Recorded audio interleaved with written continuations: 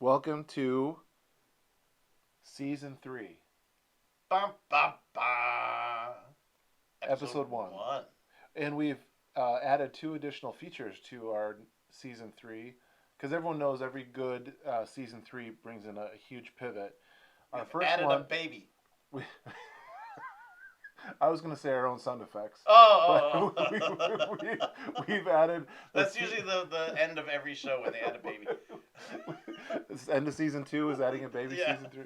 No, we've added our own sound effects. And Look out. we've listeners. also synchronized our episodes because we both said one at the same time. Yeah. So that's just what happens after 2 So seasons. many years.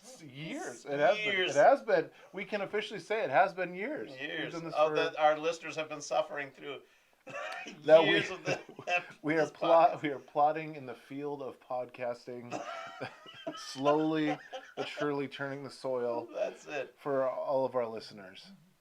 Wow. What For a the- lovely image. For all of the listeners out there. I still like that's still funny to us. Anyway, 'Cause none it's of this will get cut, by the way, because it's season 3. We're doing things. We're Yeah. shaking it up. We are in season 3, episode 1 of And Also, where Kirk and I take the previous not only theme or series or sermon that I preached the week before, and we talk about it. And our reason for doing that, and the reason for calling the podcast And Also, is to kind of say that there's more to unpack. There's more to talk about. It's not just about what is prepared for a Sunday morning. It's also about the stuff that's going on in real life. And so Kirk and I, we make it real. It's also church themed. It's also church themed. And also with you. And I've never even thought of that. You're welcome. Man, you did think of the name of the podcast. Did you have that in mind when you thought of it? Of course. Man, Sorry. what a surprise for season 3 for me. It's all downhill from here. What a gift! That was awesome. And also, I've never put that together, which is why you have to be on the podcast Oh, sorry. because someone's got to provide the content. Uh-oh. All right, so this is a little different because we are in the middle of a 6-week series on the idea of the church. Now, the fancy word for that, of course, is ecclesiology. But I've only used that, of course. I've only used that word once, maybe Today. twice. Today, yeah, once, maybe twice in the sermon because most people don't know that word. But I like it because it helps understand what we're talking about. Plus, it's fun to say. It is fun to say. I like those stodgy church words. But the idea is for people to understand what it means for us to be the church. Like why the church and not something else, and why the church and why did God set it up this way? Why do we do it the way we do it? And so the first week I did an intro on what the church is. The church is a community surrounded by God. That God's in the middle. Last week I did welcome, biblical hospitality. And this past week, I did on the idea of remaining connected to people and God.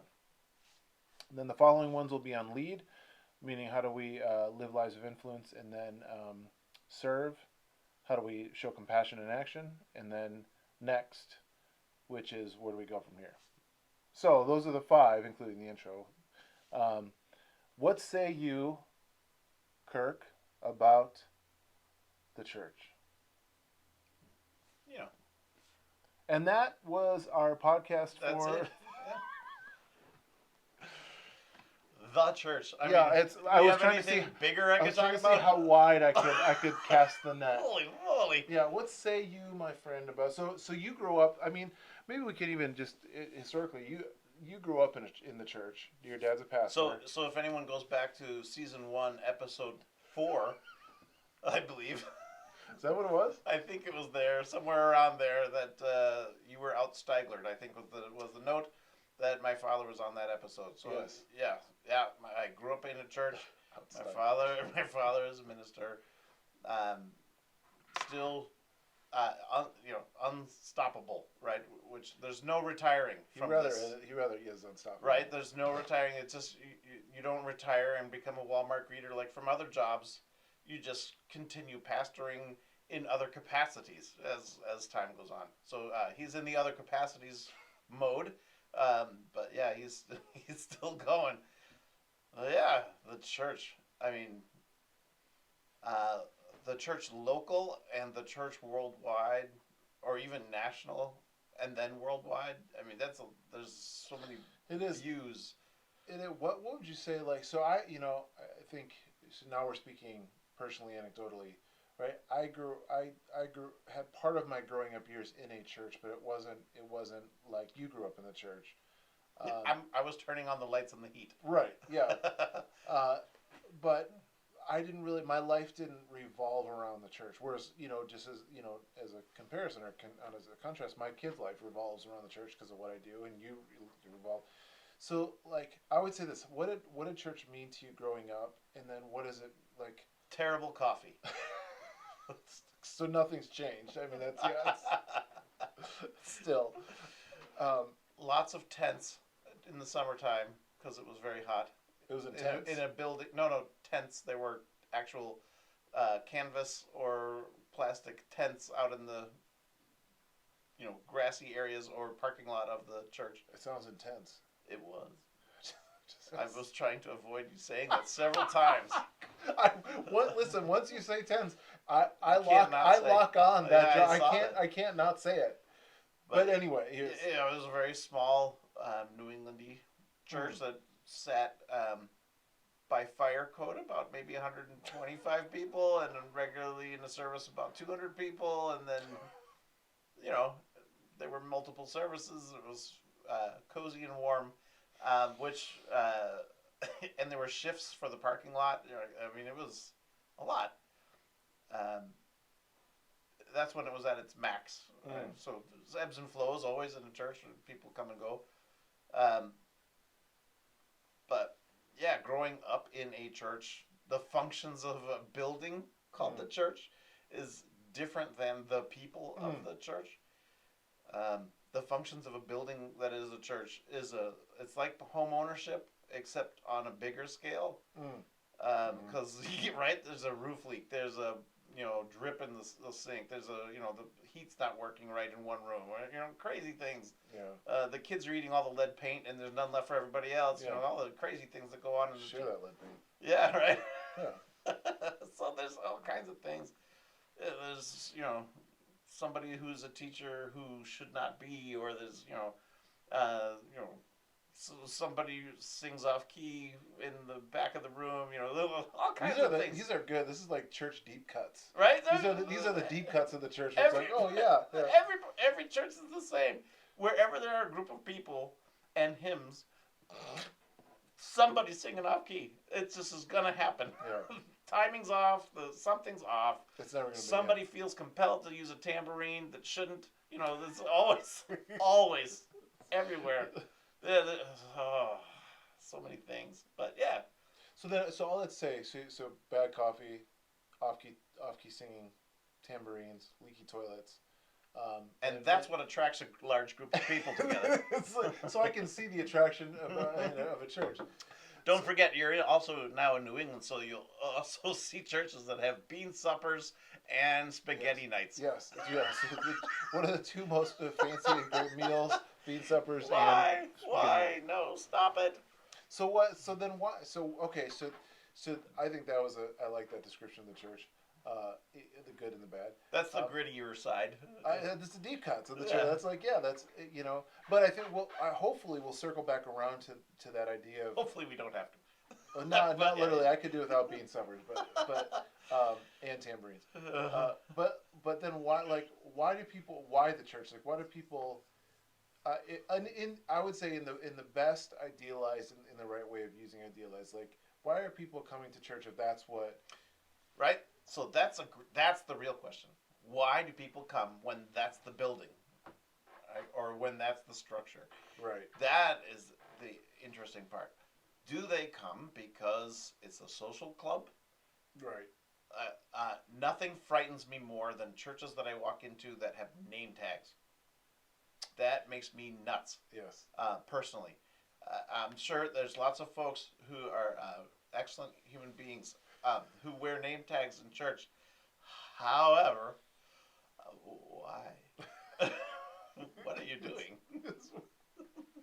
Who needs to know? The only people who don't have name tags are now the people who are outside your group, That's right. which That's exactly right. super weird now. Because I understand the point. Maybe it's for people who are the kinds of folks who label everything in their house, Maybe that's what it is. right? So they just want to label all the people who are there, so you Sure. know who they are, and Yeah. now you know. Maybe it's a kind gesture, but it doesn't feel that way when you walk into a place and there's no name badge for you, right? Well, so let's swing that toward hospitality. Sure. So a well-meaning, let's at its best end a well-meaning gesture, but how easy is it for churches to forget what it's like to be the person coming in, and what is attempted at hospitality ends up being, um, in its best, awkward. You're right. Yeah. Yeah, at its best, awkward is correct. So now you're at a place where, like, if you're new to town, you've just moved to town, and you're checking out churches, and you enter a church where everyone says hello, and they have name badges, and you don't have a name badge. Do you need a name badge? Is it important here? Is that the only thing I can look forward Or to? if they ask you to put on a name badge. Yeah, and here, you're new, wear this name badge. Oh, yeah, Yeah. awesome. What maybe who cares? But what's going on there, right? Do you feel welcome? So I think you have to kind of back that whole story up to what does welcome feel like, right? What does well? That's a good question. Right. So what does welcome feel like? Clearly, for me, the name badge thing does not feel welcome. You have made that abundantly right? clear. So, if anyone was guessing, but what does welcome feel like? So, to me, when I first came to this church, when we first moved to this area, and we were going around to the churches, and then there's a bunch of churches in the city. When we came here, people shook our hand and said hello, and said, "Hey, welcome," and that was really cool. And the person who was doing the sermon at the time, it was one of the funniest sermons I've ever heard in my life, and I was like, "That's it, I'm in," because this is great. And there's the Welcome Central whole business that this church has, which is really unique. Right, I think is really unique to have a place deliberately built to say welcome and help people feel like they can connect to the stuff going on. Because there's lots of stuff going. There's a lot of stuff going on, right? I mean, you go through a list every Sunday of things going on. Feels like a lot of stuff. I'm like, man, I gotta get through this list. In the olden days, there were bulletins, and people would look in those, and there was a list. But we've digitized that and now made it auditory. So you're also reading it aloud to a group who are also looking at. All the senses. Yeah, all the senses. Wow. If it was sense as well, that would be amazing. Yeah. And then you add the here, taste this. Taste this Bible study. Delicious. Bad coffee, right? So, yeah. See, there you go. That's the taste of church. Every Bible study, bad coffee. That's the taste of church. I'm sure there's some Bible study group who's going, "Hey, we have great coffee." I'm sure they do. Yeah. You're the exception. Yeah. It's to the rule. We've got Folgers, sorry, Folgers, folks. But in any case, what makes you feel welcome in a place is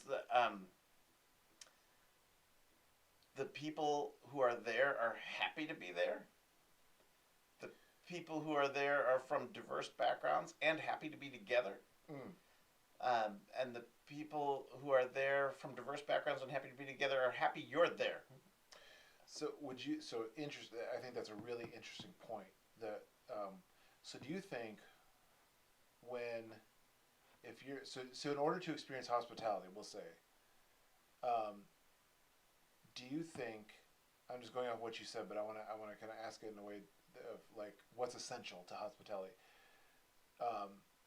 in order to feel welcome in a place, well, and we could expand out the idea of we'll say hospitality, and then I'll localize it to Christian hospitality, then even more so to the church, but just generally in someone's home, whatever it is, just the idea of being welcomed into a place. Do you think it is necessary for the person being welcomed in to be able to look at the people who already exist in the room, whether it's a family or a church, whatever it is, and for them to understand or see, maybe observe that, oh, those people actually like being together. Yeah. Like, do you think that that's an essential part of hospitality, and if so, why? Because if you walk into a room where everyone's together, I got my name badge, right? Got my name badge. Yeah. I'm part of this gang. We all wear suits here, right? We all wear matching suits here, Yeah. right? It's something like along those lines. If it's a club, right? Interesting. Okay. Yeah. So you've walked into this place that says church on the outside, but it feels like you've walked into like a Kiwanis meeting instead. Then it's a very different feeling than you walked into a place where it's families and old folks and young folks all together. Yeah. People who have very different perspectives on life because they're at different points in their life. Right. Who are so happy to be together, or at least are happy to be together and happy to be doing whatever is happening, right? Be it serving meals or Yeah. being together Right. to worship, right? Yeah. That's a different feeling, and you want to be part of it. It creates a desire in you to join in. Because you see that they're getting along, but not only, and I think you're right, because there's more than just people getting along. It's the diversity of people getting along, and diversity, and I would say diversity including race, ethnicity, diversity including age, generation, Yeah. Oh yeah. including socioeconomic status, Crucial. like diversity in all the different axes, but that it's not just the same kind of people who are doing the same thing. It's a diverse group of people who are genuinely like enjoying being together. Yeah. But then the third part, so those two parts, I would agree with you. I've never I just appreciate your language for that, because I agree. I think if you walk into a space and like people, you can tell if people get along or not. Yeah. Like it doesn't take long to figure out if people are. So you walk into a church that has, I mean, this is an example which I find fascinating. Old-timey New England churches, many of them, there were family pews. Yeah. Right? So there are family pews that have doors on the end of them. Yeah. That you shut. My family sits in this booth. Yeah. We're 9 generations in this booth. Look at the grooves in the pew, right? It's amazing. So those are very isolated groups, right? Right, and I may never have to rub shoulders with the group over here. Yeah, I mean, I always sit on the left, and they always sit on the right. I've never even talked to those people. Right. Never bumped into them. Nothing. Yeah. What are you doing in there? Yeah. What's going on? What's the draw? Really? Is it because 9 generations have been there? It could be some of it, yeah. Right? Or is it because you really can't wait to get in? There's so much to be learned and shared and experienced together. Yeah. Because that's what I think makes you feel connected when you're sharing and growing together. Yeah. Yeah, that's good. That's an attraction. Everyone, hopefully, feels compelled to grow beyond where they are today. Right. In some way. Otherwise, you're dying, right? So if you're trying to grow past where you are today, you want to be around people who are also eager to grow. And generally speaking, supportive, happy people are those people. It's true. Yeah. Right? Yeah. And I would say one of the, and then I want to get into the also like you have the 3 things I really like, that they like being together, they like being they like being together, they like being in diversity together, and they like that you're there.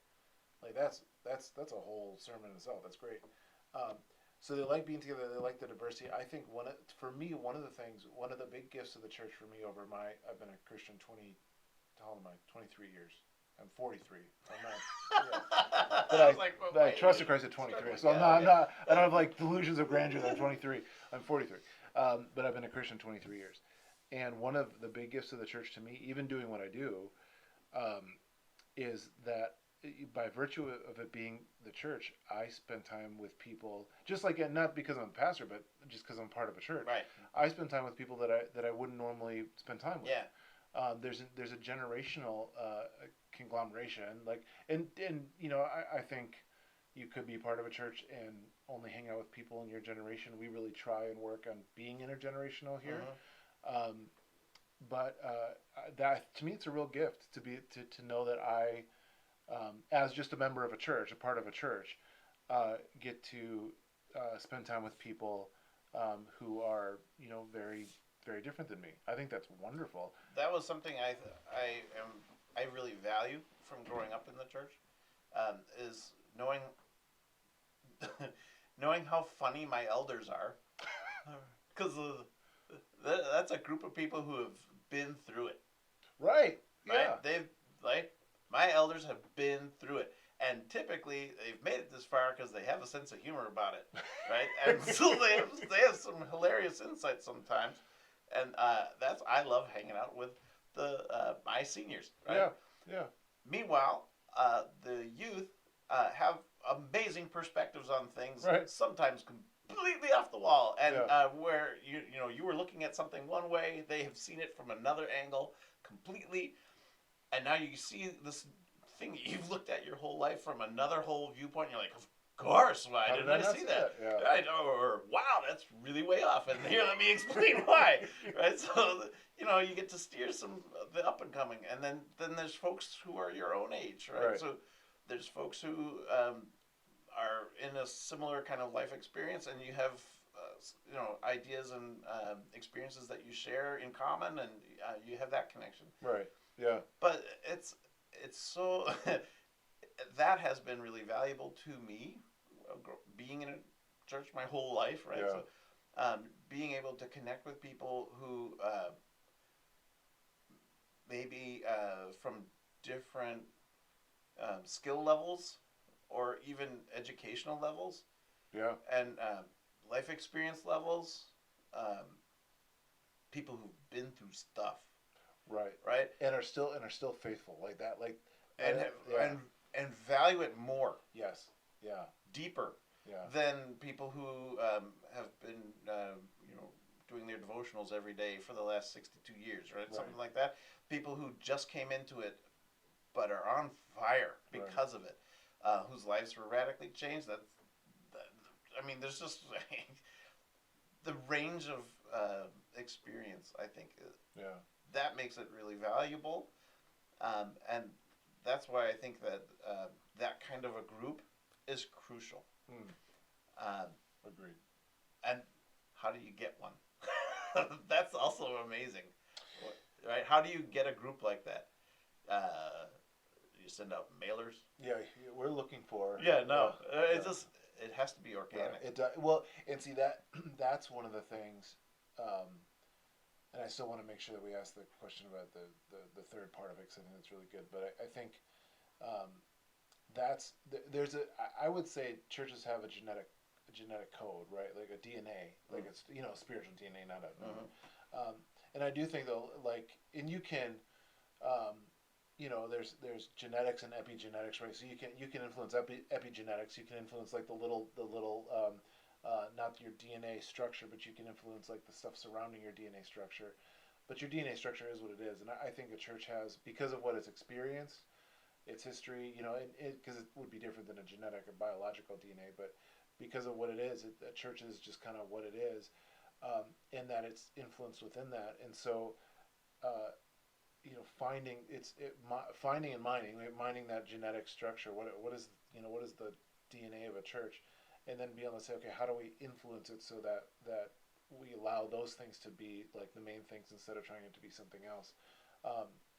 So, because I think so, it sounds I'm sounding like I'm influencing and manipulating, but really, I'm just saying like there's an organic part to letting a church just be a church that you can't program your way, like what we're talking about here, you can't program your way into. No. You can't recruit your way into. Nope. You can't lead your way into. Nope. You can allow the Lord to do what He wants to do and allow Yes. God's people to be God's people, and make room for that. There's ways. I would say that there's ways that you can squash what we're talking about. Oh, it can be snuffed rapidly. Right. I have witnessed that. And I think it's probably what we're talking about. This is, I'm guessing, it's probably way more fragile than we. It's both very robust, like because relationships can be very strong, but the cultural aspect of that, where people enjoy being together and they enjoy the diversity of being together, that part of it is probably pretty fragile.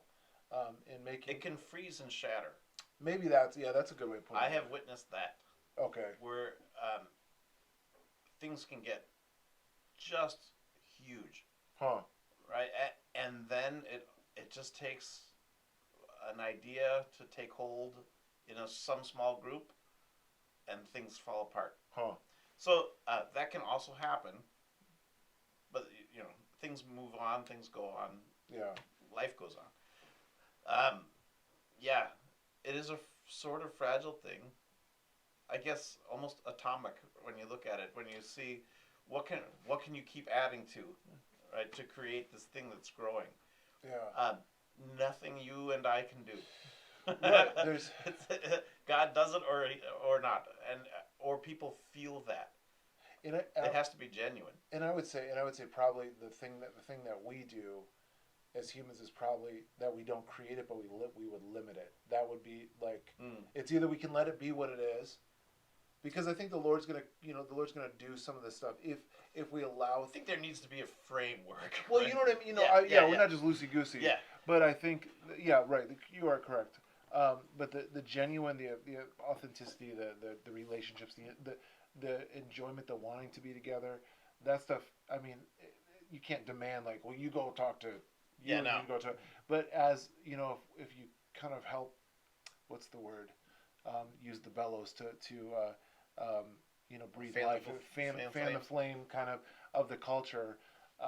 You can't create it, but you can maybe safeguard it. You can create an opportunity for it. Maybe that's it. Create the environment for it, create an opportunity for Yeah. it.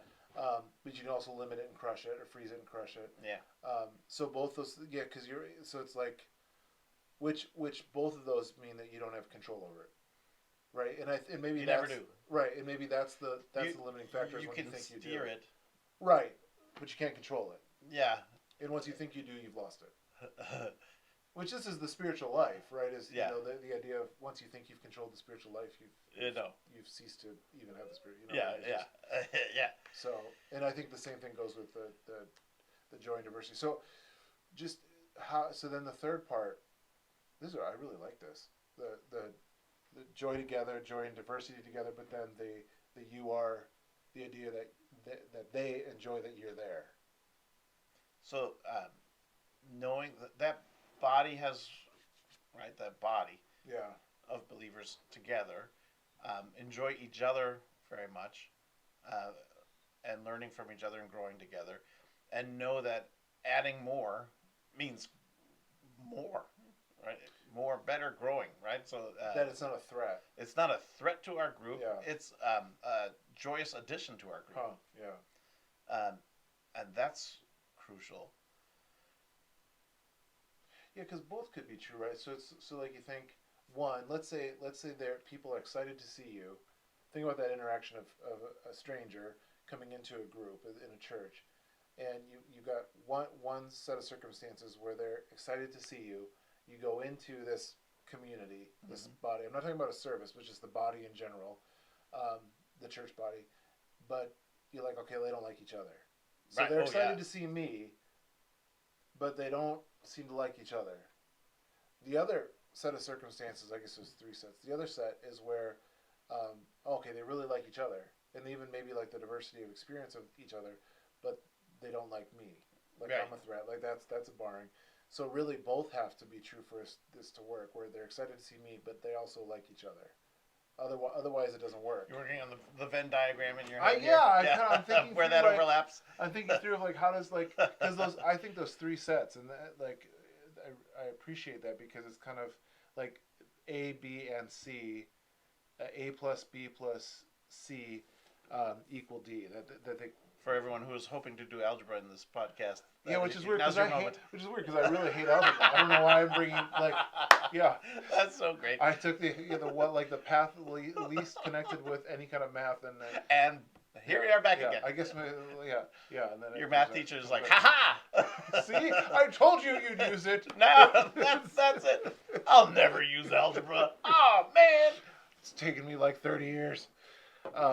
But that's the idea. I think all three of those things have to be in connection for probably the body to function with any sort of health. Yes. Like in general, but then for someone to actually come in and feel like they want to be a part of a body is those three things have to be they all have to be working. Because that's a healthy body. That's a body who's got the parts reaching out. That's Right? true. To help the community, to welcome the community, to support the community.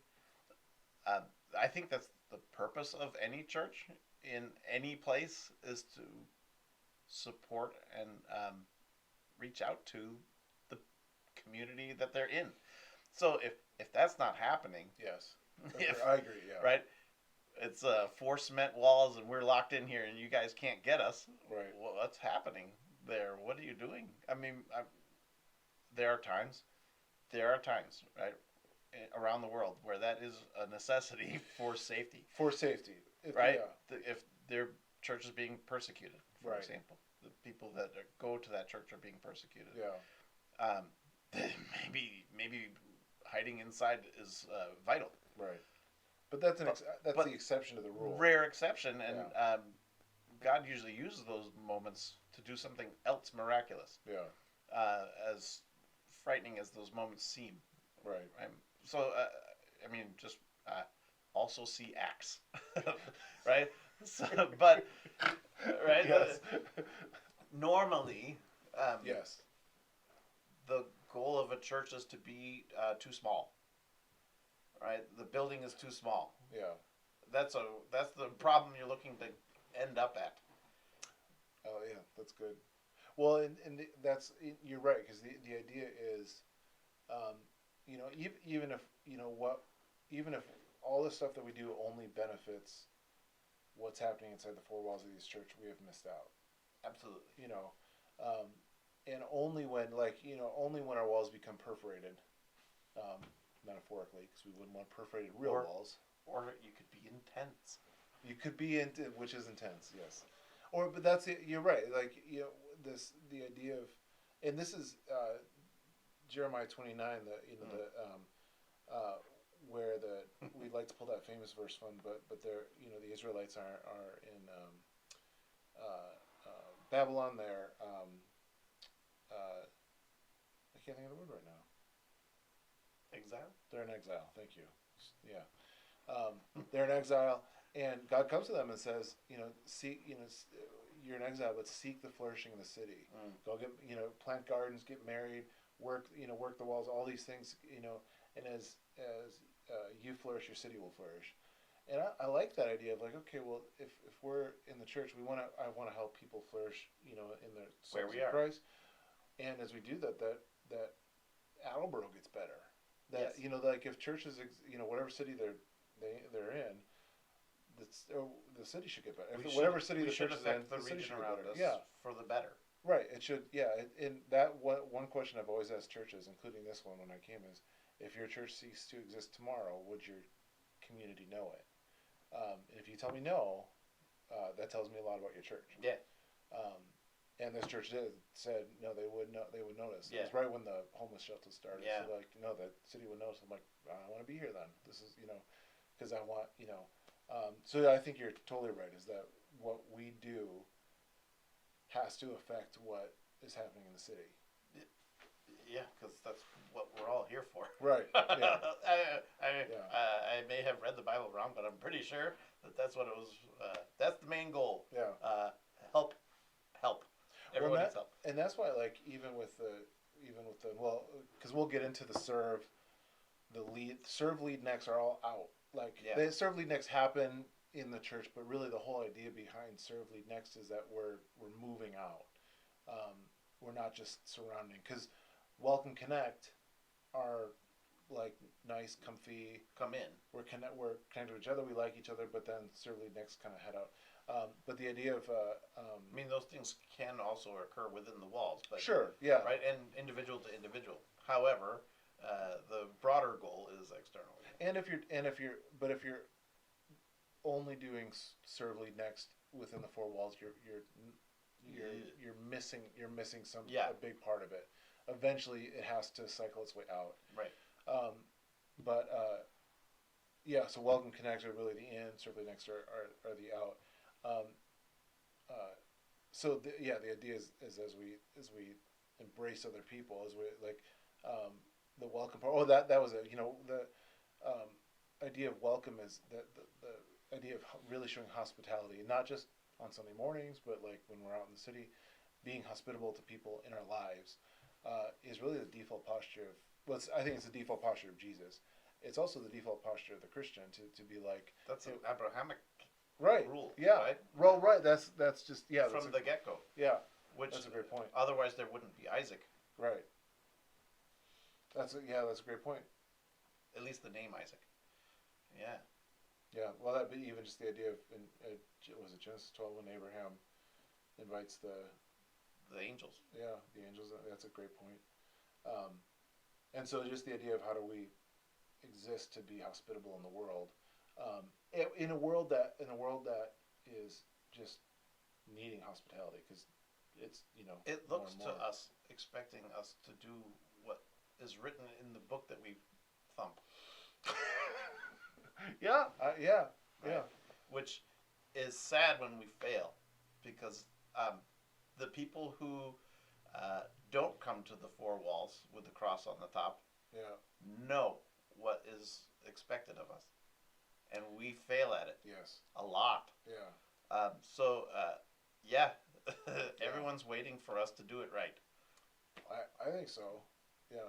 And I think I think this will be where we wrap up. But I think we've tried to get the wrong things right. We've said, well, it's got to be this or this or this, and guys like, well, no. How about you get relationships right? Yeah. Like, learn how to love people. Learn how to get relationships right. And I think it's when we get the wrong things right that we start really missing the mark on stuff and saying, okay, well, how do we actually get your relationships right? Our relationships with one another, like that, and that matters deeply. That's we talked about, but then also our relationships with the world, like that those are the things we're going to work on more than anything else. Is what our relationship with God, but then our relationships with each other and our relationships with people in the world. Like those are the things that we're going to do more than anything else. Because you're right. I think people look and say like, well, what is the church doing? It's like, but we've missed the most important things. Right. So, on that note, we figured out the church entirely. Whew, that was we easy. have completed Oh, ecclesiology. wow. If only they would Done. have asked us, Yeah, a long time it's ago, so we would have easy. figured this out. So, on that note, we figured the church out. It was easy. Check. Bad coffee. Bad coffee. I'm feeling good about season 3. This is Off to a good start. it's off to a good start. We'll tackle some more ology words later on in the season. And until then, thanks so much. This was fun. Thank you. We'll see you next time. All right, to episode 2.